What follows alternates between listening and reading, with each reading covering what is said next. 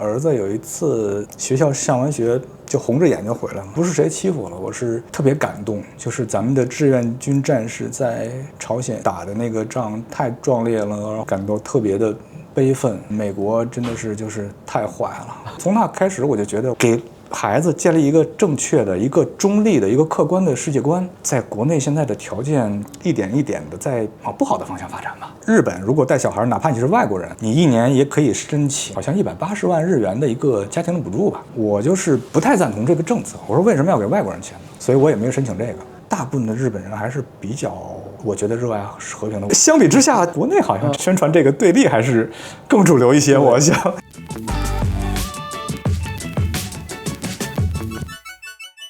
40岁，本科毕业，多年工作经验的杨先生在日本读专门学校。关于这个非同寻常的选择，他的答案很简单：中国教育不适合他的孩子。我们一起来看不用上班，为了带孩子来日本，40岁重返校园的杨先生的访谈。欢迎杨先生来到本次录制。非常荣幸，非常荣幸参加咱们的节目。可能是身份背景最特殊的一个，快40了，读专门学校，什么原因？什么时候来的日本的？23年的4月份到日本读的语言学校。23年应该是40岁不到吧。主要的原因还是想把给孩子打一个前哨吧，让他在这边上学，找一个比较稳定的在这边留下来的办法。您是怎么会选择？你在国内是什么学历啊？我在国内是本科毕业。那再过来读个专门这个确实是。你在读书是拿的留学的签证？对。留学的签证可以带孩子吗？他孩子是家族？对，家族，现在是家族制在。之前据我的了解是可以，日本语学校的2年是明确就不可以。在我语校毕业了之后，我尝试着联系了几所学校，只有2所学校吧，就跟我说是我们是可以提供我们提供的一切，应该是没有问题，但是具体能不能拿到这个家族签证是看您自己的这个资质，这跟我们无关，但是我们会全力配合您。他考虑你就是能不能在就读学校的时候，在没有收入的情况下，还能保证孩子跟你在这儿的生活，所以我就选择了一所专业比较我感兴趣的，大概有4个月的时间吧，把这个办下来。我到这边专门学校开始就读是25年的4月，等我拿下了签证的话，就是25年的10月左右。他真正来的是11月份。这个老师之前跟我说的是没有问题，但是直到我1年之后，我的孩子都来这里了，然后老师才跟我说：“哎呀，没想到你办下来了。”我说什么意思？就是你是我见过的第一个小孩，估计也10来岁，差不多12岁，马上12岁。什么原因？你看说一定想把小孩带出来，你甚至用了这种常人来看说，我甚至都不知道有这个渠道，这应该很多人都不太知道，说留学还能办家族的。其实最开始有动这个念头是儿子有一次学校上完学就红着眼睛回来了。我就问他，我是谁欺负你还是怎么样？他说不是谁欺负了，我是特别感动。就是咱们的志愿军战士在朝鲜打的那个仗太壮烈了，然后我为他们就是感到特别的悲愤。就是美国真的是就是太坏了。我就想你们看的是不会是长津湖吧？对，你怎么知道？就是这个名字。然后老师中间还要停下来穿插讲一些背景，那件事给我的感触就是特别的深。怎么说呀？我本身对历史也比较感兴趣，如果有觉得这件事中间有什么有悖于我的常识的东西的话，我会去挖它背景。比方说朝鲜战争、长津湖战争，为什么美军要带着几万朝鲜的老百姓要走？他是压着老百姓走吗？那肯定是老百姓自己愿意跟着走的。那如果老百姓愿意跟着美军走的话，那老百姓觉得哪边是好人，哪边是坏人？如果我们用简单的善恶对立来讲的话，我问我儿子，这你不想想清楚吗？就几千的美军压着上万的老百姓就走，你觉得这正常吗？这不太正常。那具体是怎么回事？你能给我讲讲吗？我说这个慢慢我给你讲，这个就放下不表。但是从那开始我就觉得，我说这个给孩子建立一个正确的、一个中立的、一个客观的世界观，在国内现在的条件一点一点的在往不好的方向发展吧。哪怕您是作为一个土生土长的北京人，像你看我们说北京的教育资源基本上在全中国是最顶尖的了，有这种说法吧？还是中国的教育还是达不到你的期望的要求，或者说他们在往一种你不太认可的道路上。这个我非常认同，这确实是教育资源它背书的可能是一个教育投入的力度，但是你如果往一个不太正确的方向走，可能这个动力跟那个会走得更远，可能是我更愿意看到的吧。所以就义无反顾的过来了。可以说义无反顾，对，确实是。你在国内是做什么工作呀？国内之前在房地产开发公司做过，是工业地产开发。在那之前，我在华谊兄弟的一个外包业务做过，就天天和那些明星就是见面。那所以就是说，你看你这样的一个经历背景，对不对？正常人都是过来开个公司，或者说找个工作嘛。你是自己做的调研嘛？因为全网我相信没有中介会去推你留学带孩子的业务。这个确实是执行力很高哎。之前你对怎么留学日本，怎么到这儿来，可能一无所知的时候，你可能比较依赖他们。对于我来说，就是搞清楚自己是怎么回事。我只有在我自己把整个事情弄清楚之后，流程弄清楚之后，我才会去找中介给我做相应的工作。我弄清楚之后，我才发现啊，可能这条路更适合我。因为工作对于我这个40了嘛，找一工作，你找一个稳定的工作，5年签的工作，可能不是那么容易，而且我是单亲带孩子嘛，我上语校这2年正好是孩子马上进入叛逆期这2年，10岁到11岁这2年，我离开这2年，爷爷奶奶管，不像我这么严厉，以至于这2年就是我如果在他身边，他就是小猫小狗小动物，如果我不在身边，那这就是野兽 predator， 没有办法让他自己在家里。如果那样的话，他可能学习会受影响，乃至于成长叛逆期的话，会更有脱离正轨的风险吧。小孩来了也大半年了，快1年了，还适应日本的教育吗？他还是比较适应的吧，就是我比较担心，比如说国际关系有一些微妙变化的时候，我就问他有没有人对你这个中国人的身份有一些态度方面的变化？没有特别的能感觉到吧？你觉得日本好不好？他说日本我觉得像天堂一样。我说天堂有另一面，就是你需要自己努力，你需要证明自己，你有资格留下来，你才能留下来。小孩来了大半年，他直接说日本像天堂，这是他原话吗？确实是他是这么说过。而且不光是天堂，就是乐不思蜀啊，这种感觉，两三种不同的表述，确实是因为他现在6年级，他们学校的好多的同学做作业已经做到9点到10点钟了，比出来的。你说国内是吗？比出来的吧？在我的认知来看，说他突然离开了10几年很熟悉的一个生活环境、社交圈、语言、文化，所有东西都是新的，他到了这竟然是适应那么快，确实是出乎我的意料。但是有一点我想说，就是现在可能咱们是比较看重社交圈。我看您的年纪可以比我年轻，年龄也相仿，因为也都有小孩。对于咱们来说，可能社交比较重要。咱们生于这个前电子设备时代，现在这种后电子设备时代，他们可能觉得社交没有那么重要了。现在的小孩对跟电子设备产生的关联，可能某些程度、某个时间段、某个年龄段要强于跟家长的联系。我有一个电子设备，我可以不出去玩，我放假我可以不旅游，我可以不出去吃好吃的。他现在就觉得我可以玩游戏，我不想出去跟小朋友一块玩。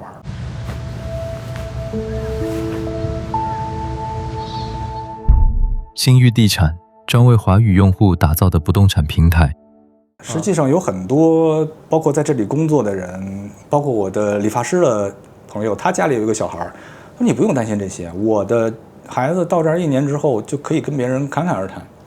他上课就是都不用听，都睡觉。我一开始是轻信的他这种就像刚才说的，我觉得这件事不太正常。为什么上课要睡觉呢？对啊，如果你能听懂的话，为什么要睡觉呢？有很可能就是日常的用语他是能听懂的，日常用语千篇一律就那些，但是上课的内容他是会逐步的稍微深一点学术化的可能就有问题。我就要问我的儿子，我说你上课你大概的能听懂多少？他说能听懂个50%到60%吧。我说那不行，你要上初中的话，你可能就听懂不到一半了，你只能听懂日常用语，你不能参与配合度特别高，可能薪水也比较高的工作吧，你不能这些，你只能找那些工作。我不想让他变成那样，可能将来如果对你的签证对你的这个永居条件更升高的话，你没有变通的余地，所以你不要想着像日本的同学那样，放了学可以不学习。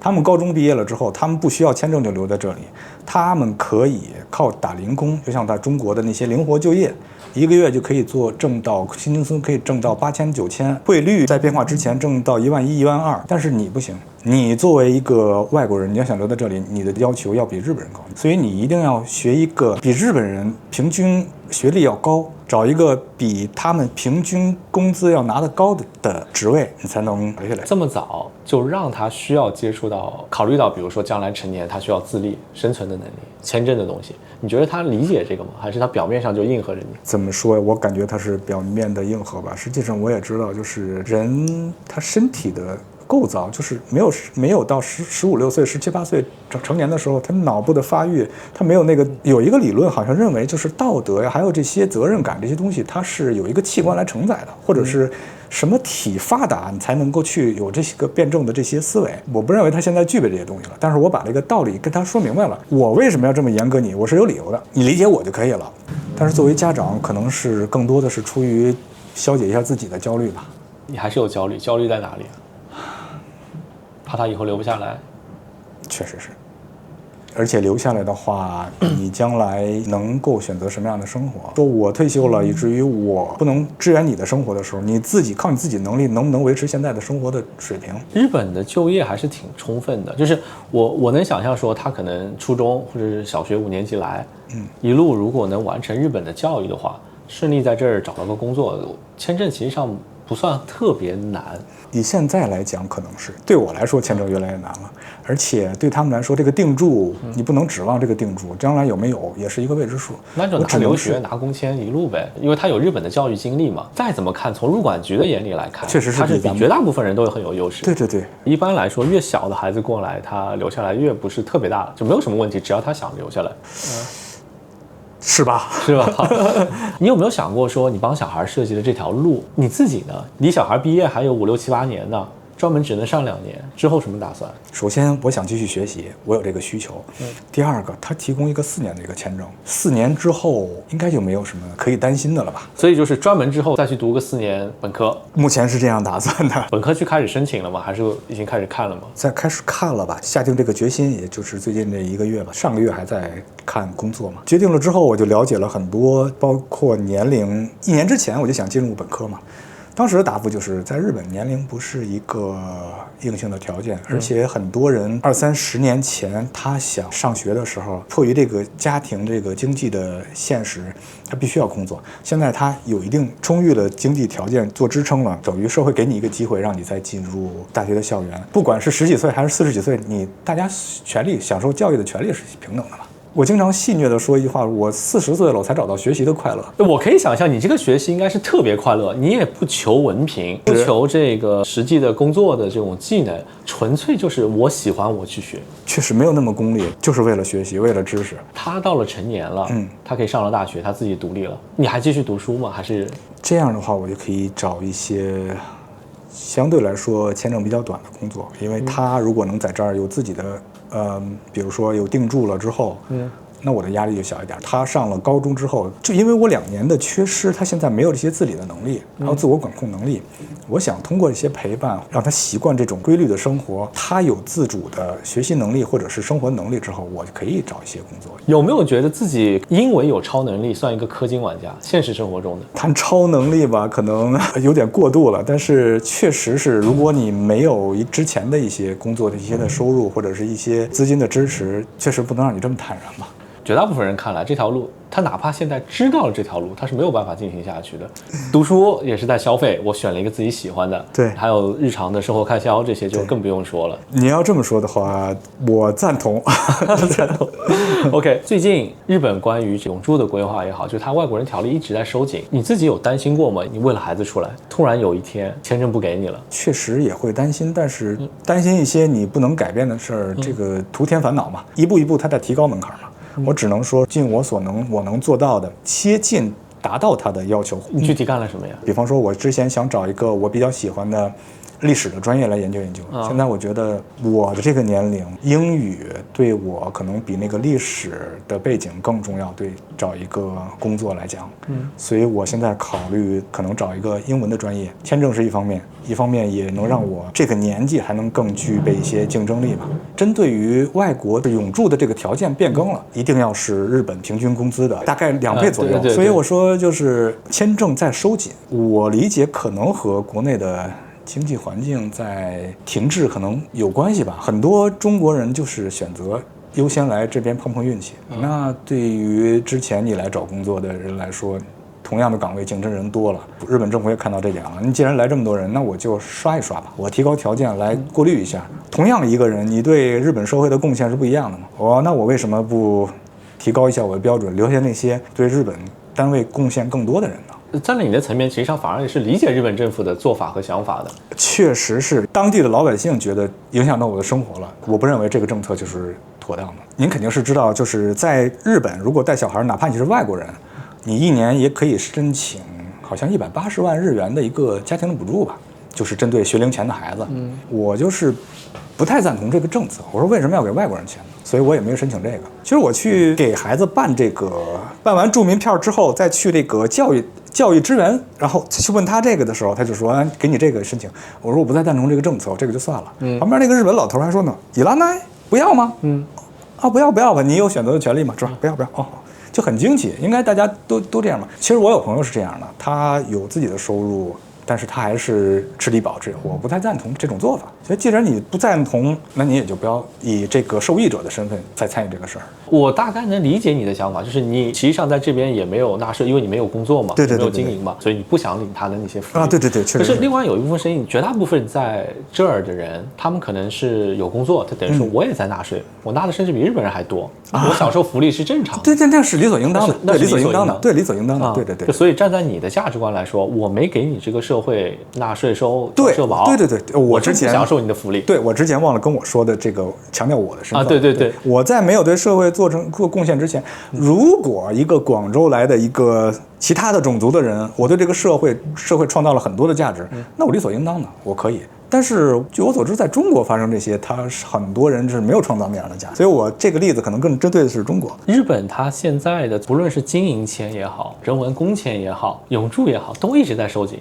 但是对你这样子的一个情况来说，反而是最没有影响的。外国人吧，有很大一部分这个群体说，我其实上不在意身份，我只想孩子有一个自由成长、健康的环境。你亲身经历来看，你会推荐他们用你这种方法吗？怎么说？原来有很多的中国的这些企业，它也是通过经营管理签养这个签证，它要做一些虚假的，对，你还不用做假呢。很多之前的公司都是空壳公司，这个那个，实际上也烧进去不少钱。如果你把打工打满的话，你通过这条路来维持签证，其实投入的钱可能未必比经营管理签，就是做经营管理签啊，现在可能很难或者说不可以了。相比之下的话，可能相差不是很多，而且你还更轻松一点，你没有那么大压力，就你只要出勤率够，成绩够，对，就没什么问题嘛。之前我想的是，我作为一个中国人，可能很难融入这个日本的社交圈。现在我才觉得，如果你想的话，还有一个前提就是你有普世价值的世界观，你尊重一些日本人的习惯，你完全可以是被接纳的。可能不被接纳的是中国生活的惯了，一生那个坏毛病，总站马路中间啊，这样的吵吵嚷嚷的，可能别人看你是可能，咱们不说中国人的素质，可能日本的这些教育，它也是让他培养出来的社交礼仪，可能礼仪礼貌方面可能水准相对高一些吧。他就觉得稍微低一些的话，他可能觉得有点突兀。追上这个平均水平的话，别人不会特别针对你，他们也愿意接纳你。最近一年，在网络上我们会看到越来越多的说关系不好啊、吵架啊怎么的，但是我们会发现现实生活中，你真的绝大部分人他是没有感知的，就感觉是一个很割裂的一个行为。很多的割裂感是你的教育的一部分造成这种割裂感。我也发现日本的好多媒体也在宣传说我们要怎么样怎么样，也有一些受众，但这并不是全部的。大部分的日本人还是比较，我觉得热爱和平的。我甚至问过一些日本人，我说你觉得那个某某那个岛，你觉得那是属于中国还是属于日本？哎呀，只要别打仗，给你们也行。相对于中国的教育来讲，可能他们好像更热爱和平一些。就包括现在日本好多这些做一些军队的一些怎么样，很多人上街要抗议的嘛，经常能看见文京区旁边就区役所前面就有那种反战的扩军那个步行什么的，就是他觉得日本政府不应该扩军，扩军的话给他们带来不和平的因素，他们不想要这样，他们想要平平安安的过日子嘛。我觉得这是日本普遍的人的思想吧。相比之下，中国可能会在国内好像这个还是宣传这个对立还是更主流一些，我想。